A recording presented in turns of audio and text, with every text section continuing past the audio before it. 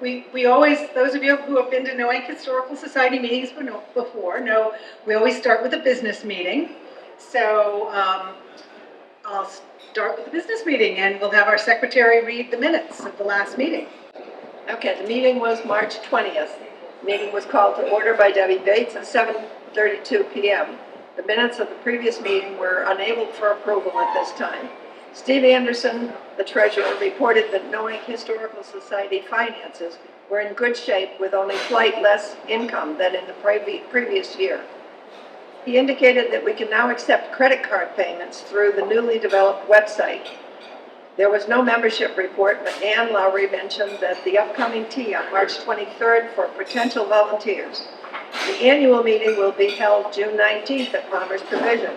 The speaker will be Andrew Blacker, who will speak on the history of the building. The annual Noank Art Show will open June 29th, 2024. There will be an opening reception for the Sylvan Street Museum on July 6th. The business meeting portion adjourned at 7:38. The evening's presentation was entitled Some Anecdotes on Prohibition in Noank, with Steve Jones as speaker. Steve Jones is a retired University of Connecticut professor and author and is locally known for telling a good story. His stories were well received by the enthusiastic audience. Respectfully submitted, Carol Oviatt, Secretary Pro Tem.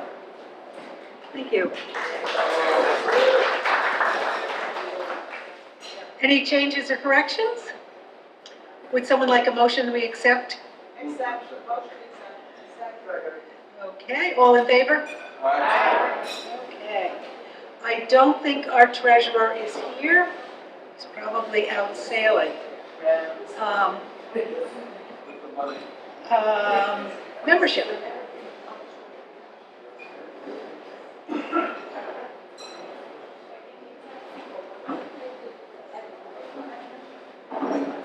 Hello, everyone. I'm here to report that at the end of this fiscal year, the membership of the Noank Historical Society is holding strong at almost 500 members. And maybe you saw we had sort of a long, impressive list in the June newsletter. So, we're doing well. I just want to reiterate that our members' support is really critical for the Historical Society to be able to continue in its mission. The membership dues directly support the preservation of Noank's historical collections and also to help develop new exhibits. We have some new exhibits in the museum and also online on our website, worth checking out.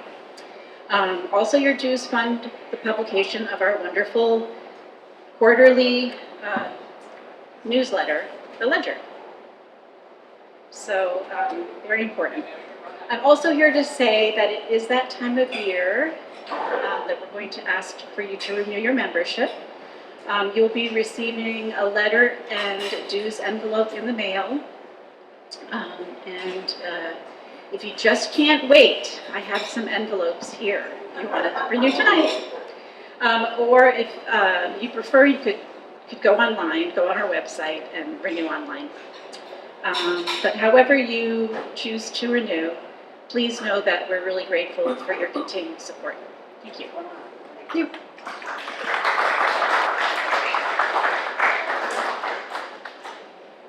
Okay, I have a few notes here. One is to mention the art show. That's already been mentioned. There will be a reception down at Latham Chester Store on June 29th, and then the show will go through July and August.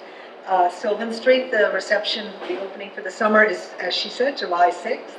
And there are some new exhibits. The Red Shed will also be open this summer.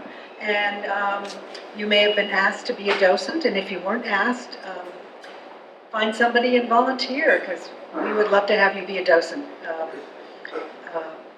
And Lowry, who was just here, has the sign-up sheet. And we'll give you training, so you'll know what you're doing, and great. So, one new thing we have is I should have it with me to show you, but we have a pamphlet that is a walking tour. We envision it to be the first of many, but this one takes you from Town Dock to the Sylvan Street Museum. So if you're at Latham Chester, you can pick up one of these, and it talks about the various buildings that you're passing as you go up Main Street and turn onto Sylvan. So that will be available both at Sylvan Street and Latham Chester store. So Nancy, when are we doing the raffle? Oh, I think we need to sell a few more tickets first. Okay. Uh, Everybody all set, we'll do it now if you want. I want to add this one. Oh, I'm sorry, I forgot an important piece of routine business, and, or maybe not routine. The nominating committee. Shirley McFadden will report. The nominating committee consisting of myself, Nancy Codian, Judy Hesp, and Joan Butler met and have asked the people who are serving on the term 2020 2024 to continue. Paul Bates has consented to continue, Debbie Thompson and Rick Waters. We had one vacancy there, and Rose Powell has consented to join that group. We do have one resignation from the term 2023 to 27. Bruce Smith joined us and found that living on the other side of Connecticut, almost in New York, made it almost impossible to join our meetings. But he does come to some of our things, and he's participating, and he's thinking about setting up something in the art show this year. So Bruce has been replaced by Sue Palmer, who has agreed to come and join us and do some work. So I would like to nominate these 5 people: Paul Bates, Debbie Thompson, Rick Waters, Rose Powell, and Sue Palmer to be directors on the board of directors for the next coming year. Second. Okay. All in favor? Okay. Thank you. One other thing, I'm holding this book, Noank. It's been around for a while, but perhaps you don't have a copy. And tonight, a special deal. They're normally $15, but we're selling them tonight for $10. We have a pile over there. It's Noank, Celebrating a Maritime Heritage.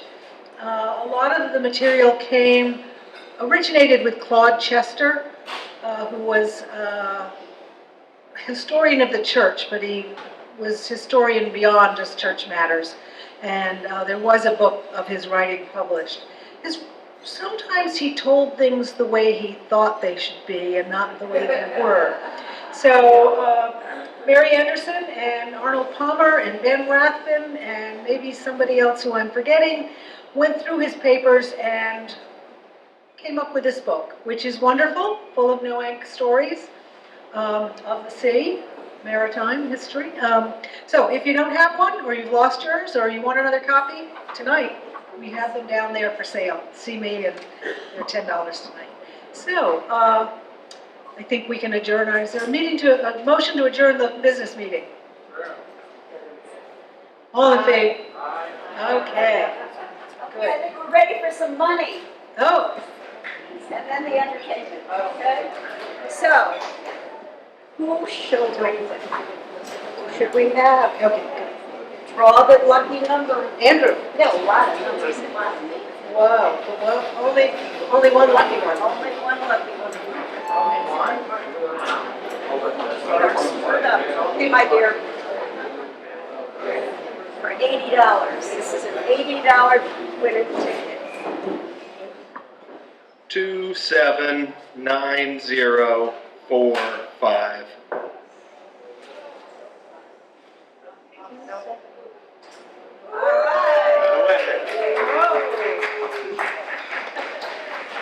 Thank you.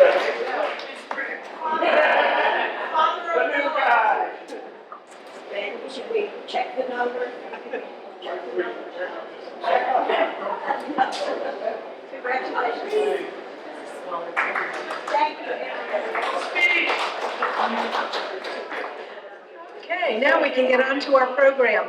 I realized this afternoon that I did not prepare an introduction.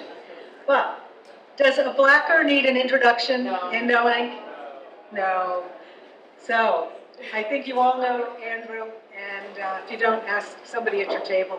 They'll know Andrew. And we're pleased to be here and pleased to hear his stories. Thank you. Thank you very much, Debbie. Thank you, everyone, for being here.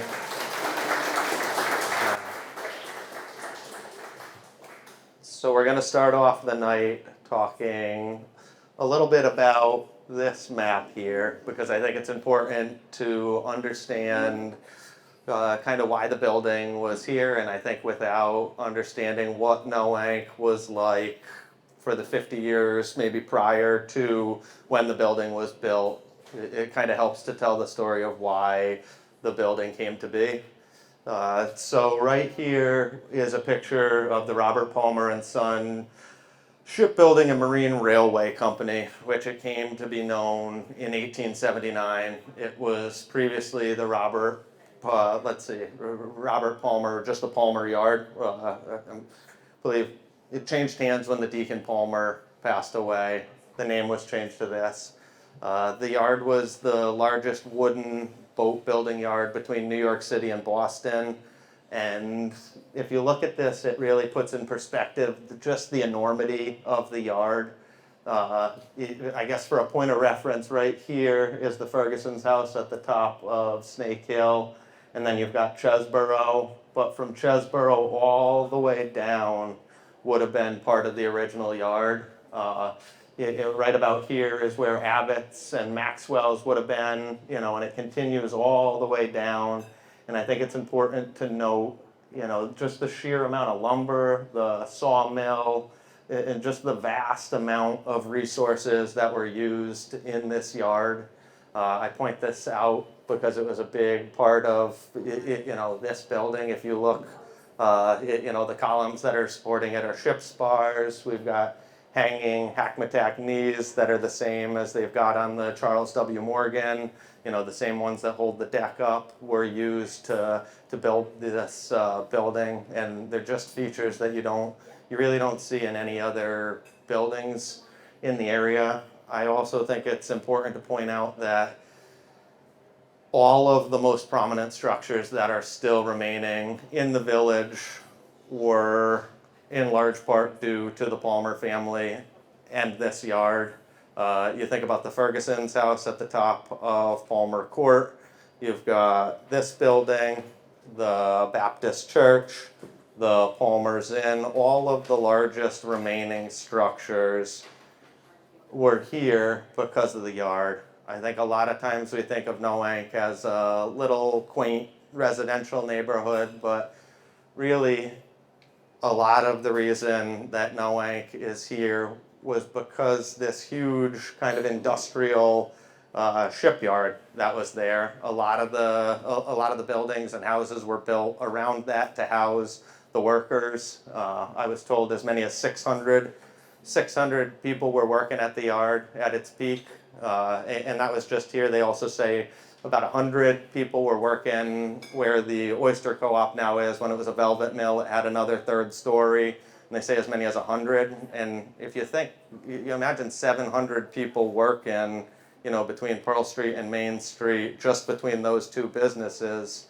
It's kind of hard to picture now, thinking about what it's like, but they were doing it.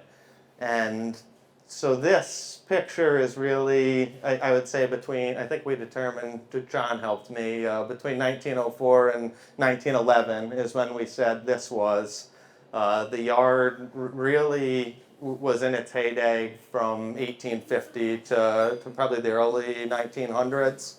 I would say at that point, wooden ships, or the wooden shipbuilding industry kind of was in its decline as they were moving to building steel boats, and there was basically newer technology.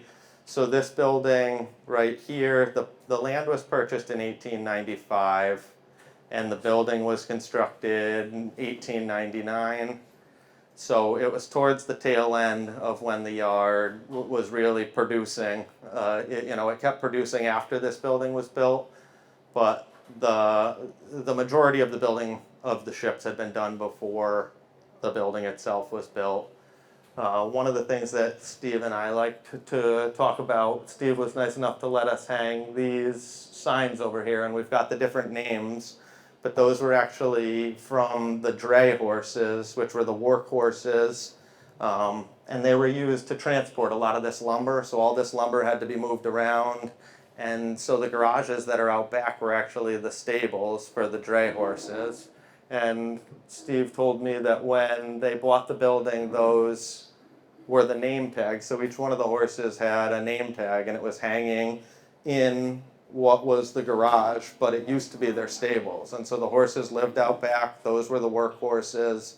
And one of the things that I, like to think about is the fact, so small detail, but they talk about how Main Street's so wide and the corners are so wide because they had to be able to pull, large pieces of lumber or spars around, around those corners. And so it's like even to this day we're still being impacted by, the fact that we were using horses, and it's just a really really neat little detail that I think not many people think about. And so I guess as we moved on, I'll pull these out just so I don't get lost. So we talked about.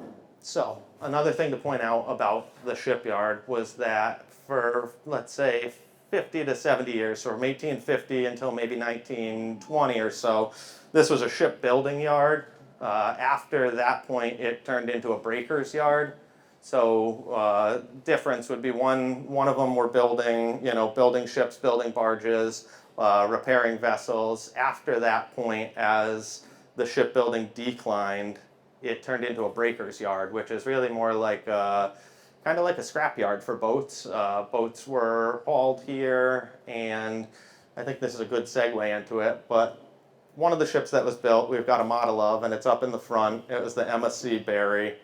It was actually, it was rigged originally as a sloop. It was built in 1866. Shortly after being rigged as a sloop, they realized that that rigging really wasn't conducive to, or it wasn't functional for the work that it was going to be doing. It was going to be a trade vessel. It was going to need to move. And so shortly after it was built, they actually changed the rigging to a schooner. And I think it worked almost its entire life as a schooner. It was more functional that way. And it was actually brought back to Noank to be preserved. And it was brought back, I don't know the exact date of when the Historical Society was formed, but it was brought back for, and was here at the inauguration of the Noank Historical Society. And so it was here for that. They celebrated it, might have stayed a week before it moved up to the Mystic Shipyard. And when it got to the shipyard, they actually said, well, this isn't the correct rigging. It was built as a sloop, and so they actually re-rigged it back to a sloop, even though it had spent its whole useful life as a schooner. And I was told that Jack Wilbur said they enshrined a mistake, and they kind of, they didn't keep it as it was used. So it was used its whole life as a schooner, which is how it's rigged in that model up there. And if you ever wanted to kind of illustrate the difference between a building yard and a breaker's yard, you can see this picture here. You can see all the ships under construction. You can see all the different things that are going on. But if you look at the background, Jim Mitchell painted the background of that painting, and you can see there's hulks of like the Fishhawk and the Alice Pendleton, and that was what Noank would have looked like 70 or 80 years ago. If you came here, there would have been all of these old kind of broken hulks of boats that were there, kind of left to be broken down, salvaged. But the yard operated kind of as two different yards. One in the early stages when they were building, and then as it declined, it kind of turned into this breaker's yard. I believe that a big part of the reason that Electric Boat ended up here was because you had this huge workforce as everything converted. You had Groton Iron Works, it then turned into the New London Ship and Engine Company, I believe, and then into Electric Boat. They set up here because there was an abundance of skilled laborers. There was a lot of people that knew what they were doing, and they had, you had to have this like able, workforce to be able to start something. And it seems, I've always wondered, well, how did Electric Boat end up, why in Groton, why not, closer to New York City or closer to, a major place? But I believe it was because they had so many, skilled laborers here that they were able to get that started. Getting back to the building, so the building was built, we said 1899. Prior to that, it had been located, so there was the Palmer store, it was located at the bottom of Store Hill, where Carson's also began, and I've got some postcards if anyone wanted to see, but you can see there was a tremendous amount of little stores and activity going on. They say there was 4 churches, there was grocery stores. At one point, this really was a different place. It was, it was a working town, and there was, it really wasn't quite like it is now. And I think that that's one of the important things to note when we talk about this building. The building was a company store. If let's see, if you had a big factory, the people who owned the factory would oftentimes also own all the housing in the town, and then they would have the company store. This was the company store, and it ran that way until the yard declined. As the yard declined and things started to change, there was no longer a use for the company store, but it shifted and became, it became like more like a neighborhood grocery store. And so I'm just going to point out, let's see where it is. So this is a picture of what the store looked like in 1901. And I love how it looks. It had the golden eagle up on the top, and it actually had a front porch where the windows are. Yeah, so I can hold this up. So for anybody, if you look at the front, and it actually did the opposite of what Carson's did. So Carson's has a front porch, but it used to have enclosed windows. This had Carson's went from enclosed windows to having the front porch. This did the opposite. This had the front porch, and it was actually enclosed to make more room for the grocery store. They say an average grocery store now is 100,000 square feet if you look at like a Big Y or something. And so they needed as much room as they could get when this was going to be Universal's. And so they enclosed that to give them extra room. I think that the porch is beautiful. It'd be great if you could sit out there and watch the Memorial Day parade, but that's just a really nice picture. Let's see if we can get that to stand back up. So I'm just going to check here. So I talked about that. Okay, Amazon. Okay, company store. Okay. Dray horses. So, besides the store that was down here, one of the things that I really like to discuss is the fact that everyone just thinks of what the business was that was downstairs here, but I think that the building for a long time has been a lot more.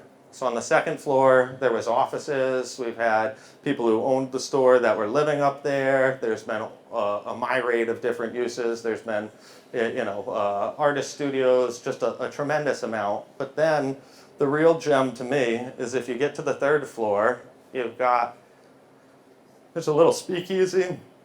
There's a barrel vault stage, an auditorium that's up there, and I am just gonna find. Yeah, there's a little speakeasy. We're not sure. I don't have any documentation, but there was a lot of rum running going on, and there certainly seems like that probably operated for during Prohibition. It seems to me that it was pretty clear that was in operation. There's the stages up there. They've got dances. I've heard there was weddings and stag parties. There was all sorts of celebrations. There was movies that have been, I want to say at least 10 movies that were filmed up there. It was used as a sail loft. There was a world famous rum company that was started on the second floor that I believe is in over 100 countries, the Real McCoy. That was started right in the front office upstairs. And I think at the time, I've got a postcard that's up here, and it shows what the firehouse looks like. And I think about the firehouse now, and we have zoning meetings and we have park meetings, but prior to that, there really wouldn't have been. But besides the church, but if you were going to have a non-religious, non-political place in town that you were going to need to hold a meeting, to me, this would have been one of the few places that you could have done it. The firehouse was tiny, so there wouldn't have been anywhere to meet. And to me, this was built with the community in mind. It was built to be a place that could be used, so you could have a dance upstairs, you could get anything you needed downstairs. It was just the center of town, and I think the fact that it's been preserved and that it's still here is really special. I guess what I've kind of tried to do is not focus on just the store, but to focus on the entire building. I think what we've got here is kind of something unique. It's not really a restaurant. It isn't really a store. What I've really tried to do is kind of take the essence of what the building was, which was it was a store, but it was also, you had all of this space that was used for for a public meeting space and a place where the public could have a place to go. And I think that we've kind of done that, but just brought it downstairs. You can't. There's reasons we can't use the upstairs the same as it was always used, but I think that if we can take that use and you could bring it down, that I think that is what the community has kind of been missing. And so to me, having trying to encompass the whole building and not just the downstairs. And we did give it a try. We tried the little grocery store market, and I think one of the things that you've got to kind of think about is, as time went on and you had less and less people living, because you think about if there were 700 people working here, probably a better chance that you could have a little grocery store or something like that could maintain.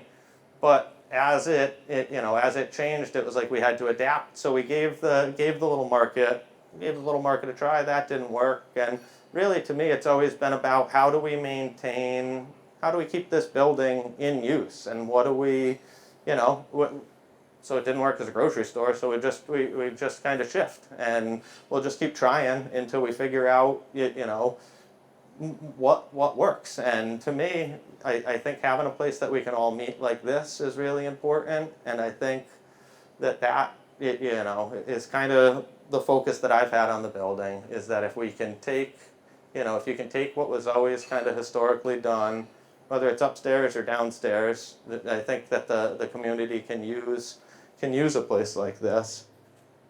Let me keep going. Builders, bridge breakers. I think I'm missing a few of them. Here they are.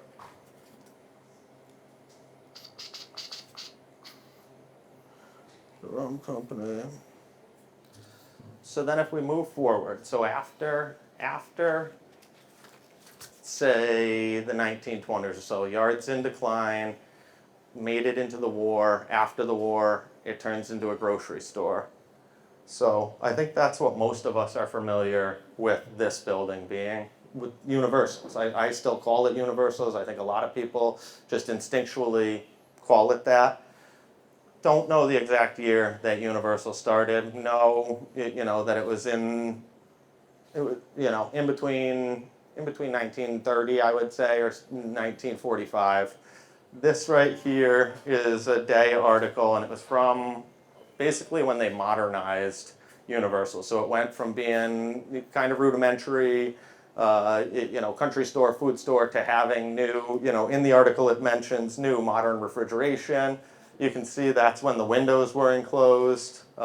So I think after that point is when it really started to come to be what everyone was more familiar with, which was Universal's. They gave it an incredible run. I think if this is 1947 and they made it to 2010, then over 60 years they were here. and did an incredible job. The Cortellas just really were a part of the community, and I think I can remember. I mean, so we've still got the original checkout counter over there with with the little slide, and I can remember it being up front, and I can remember my dad would be mowing lawns, and my grandfather was good friends with Frank, and they would take me over here, and they would just sit up in the front corner, and they would give me boxes of animal crackers. They looked like the little, like the little circus car, but those were some of my earliest memories. And I can remember, Frank's office being up in the back, and it's got a special place in my heart. Been,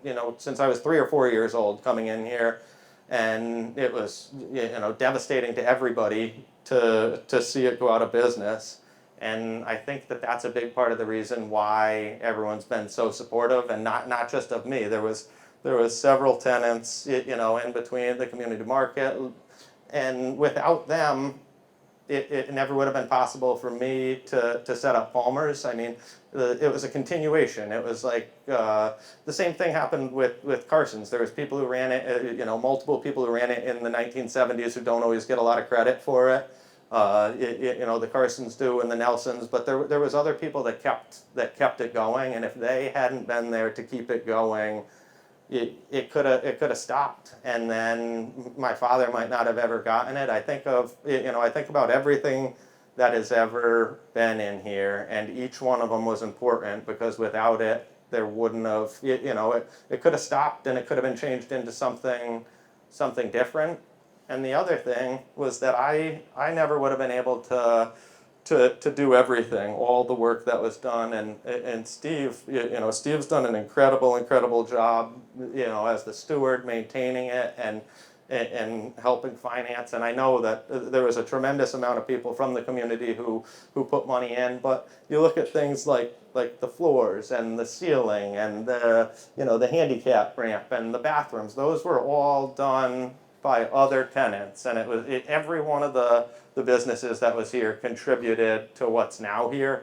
I never would have been able to do all of that, and I think that it's really important to note that even if there were things that didn't work out, even if they didn't make it, without them, what it is today wouldn't have been possible. And so I take that anything that failed really wasn't a failure if it helped contribute to what we're able to have today. I mean, we're all able to sit here. We're able to have a place to meet, and to me, that's what's really important. And I'm just trying to think. We'll keep going from there. The memories. So I think going forward, when I opened this, I really didn't have a vision. I wasn't sure what was going to work. I just knew that it was important that this building stay in operation, that it stayed part of the town. I really, I wasn't sure. I didn't even know how to make pizza. I had no idea how to make pizza. I just said that was always what they did. We're going to give that a try, and if that doesn't work, we'll try something different. And it seems like that, it does seem like that's starting to work. And I really just want to thank everyone for being so supportive, and for coming in, and it couldn't do this with just, couldn't do this, doesn't matter how good it was, but it really appreciate everyone being here.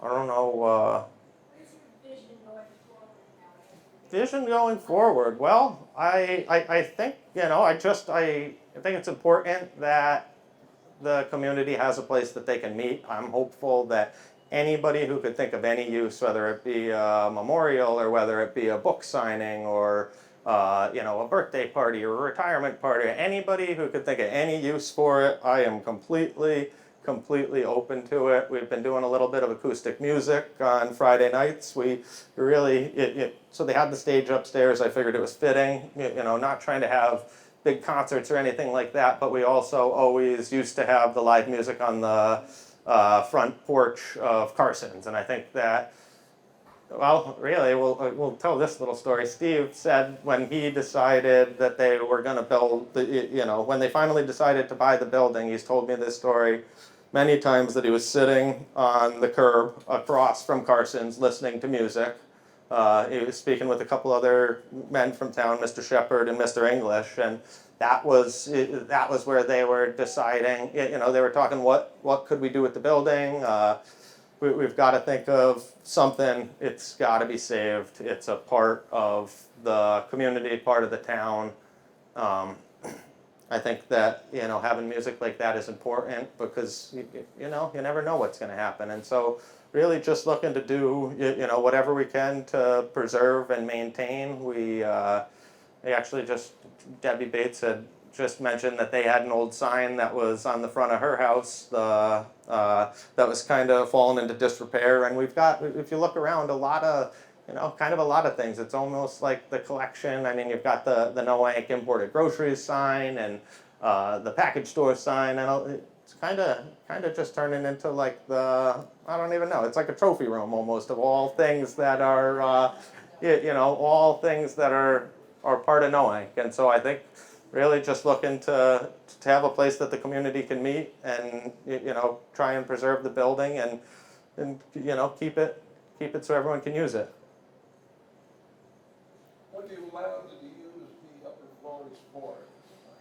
Well, I think egress is a big issue, and I think that was the main thing, right? It's still been used for filming, but you certainly I think meeting as a meeting space, it makes more sense to to use down here, and hopeful that in the future that we could find a fitting use, but. Right now, it's kind of just up there, and I think it's most important to just preserve it and keep it, so that when the right thing does come along, that it's still there and available. The ticket office is still up there, right? Yeah, the ticket booth is there, and it's just beautiful. It's one of my favorite things to show. So again, if we go back to this picture here. So you've got the original front porch, but you can see the second set of stairs that's right over on this side, and really, it would have been right over there below where the package store sign is. That would have been the porch, and then there's another set of stairs, and that goes right up, and it's the biggest or widest set of stairs I've ever seen. I got to say, at least 6 feet, at least 6 feet wide, and so it would have been a private entrance, and you could have gone up, and there would have been a ticket booth, and you could have gotten a ticket and gone to the dance. And to me, it's just incredible because I never even knew it was there until maybe 7 or 8 years ago. And you walk up there, and it's just stunning that because you'd never know. You walk right by and you look up, and you would never know that it was up there.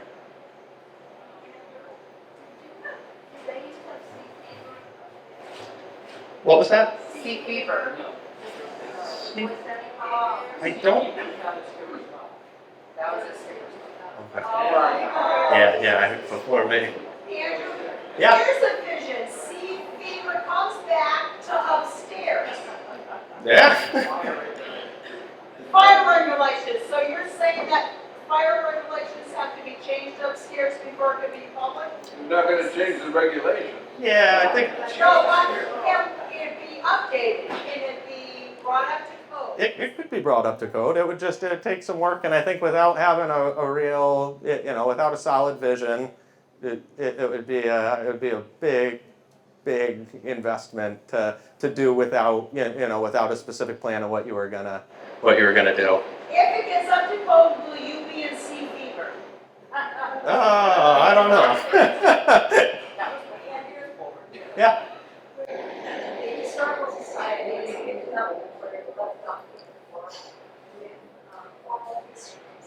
Yep. And I think this time we're going to put this out to people who know of someone who recalls going to the dance up there. Just wonderful to have that in our oral history as well. Yep. Put that out to people. Yep. My husband, George Maynard, laid out the plans for Scott in the ballroom upstairs. Is that right? And laid them out from 1 inch to 1 foot to full size on plywood, and took it back to our house on Cedar Street and built them up Wow, Sail around, sail around. that's incredible. Yeah. I'm not sure that you mentioned this, but Sandy Van Zandt started Van Zandt Sales. That's Steve. Yeah, Steve had told me that. He said first time he ever went up, I think he followed Sandy up the stairs and got up there, and he was hand sewing, sails up there, and I think perfect, keeping with the nautical heritage of the village. It's always been used, or in some way related to, to kind of the heritage of the town.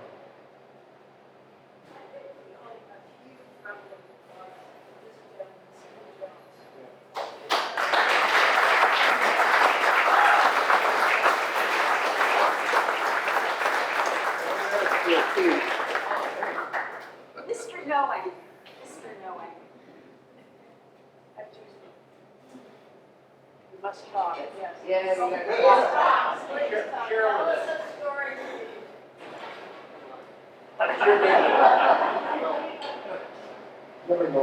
time I tried to look up the book, where's my man? What are you doing?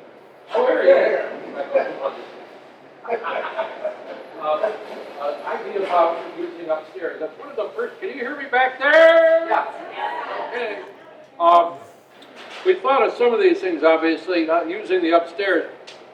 We got a bid kind of for what we'd have to do, and that was what, 20 years ago.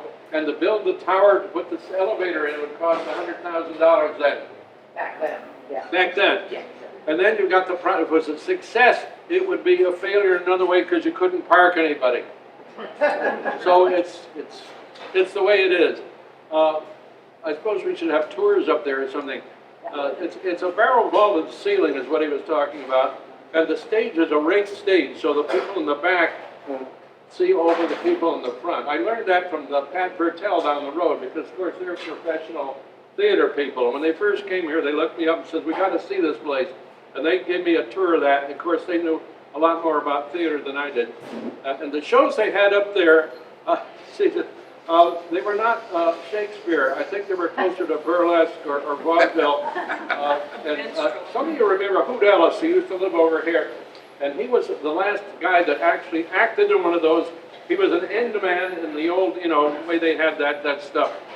Two guys on either end, and then they would repartee back and forth between each other, and make up jokes. And then Jackie Ellis, who lived down the street, they put him in a grass skirt and had him do a hula hula, and then somebody. It was kind of low theater.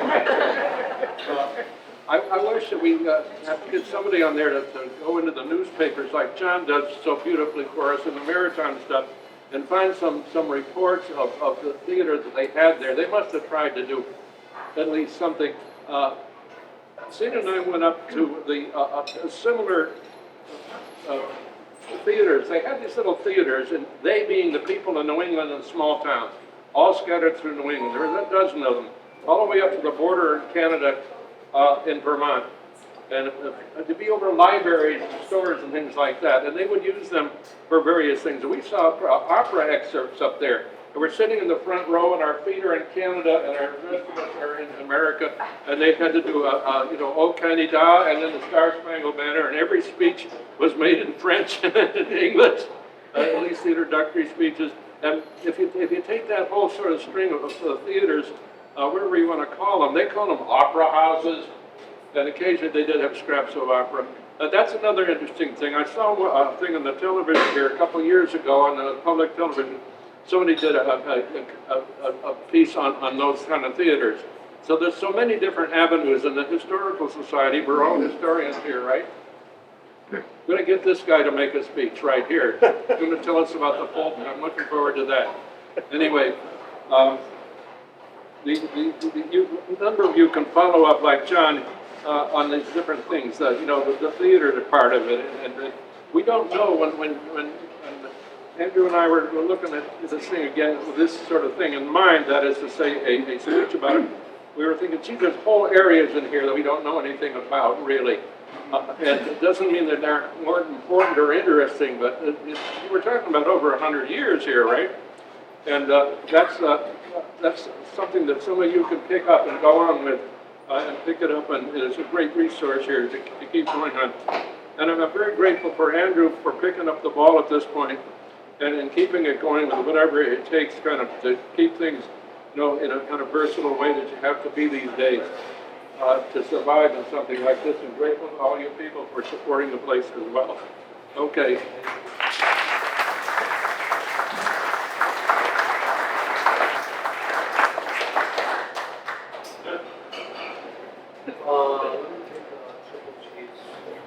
Anybody else have any stories or any other questions? Anything to add? I just understand the Historical Society really would love to have you as volunteers as part of it. And if there's something you can do to help and get involved. Lots of ideas, just need people to put them into action. So, Debbie comes to Andrew, and if you follow. Thanks, Nancy. You had a question? Yeah, what do you mean by speakeasy? A bar that flips over? Oh, well, I guess what I meant was a bar that's really wasn't open to the public, but that was kind of up there and hidden. I mean, it was with, it was part of so there's one room that's the great big stage, and then you've got this, and you don't have any documentation about that, but it seems it was definitely up there and hasn't gone anywhere, and it seems pretty clear that it was being used. It was either there or under the trolley bridge. Yeah, There's a lot of breaking done under the trolley. under the old bridge. Really? And John told me it's where Renata Schneider lived as well. There was one in there. Well, I really, really appreciate everyone coming, and you can't thank everyone enough for the support. And hope you all have a great night.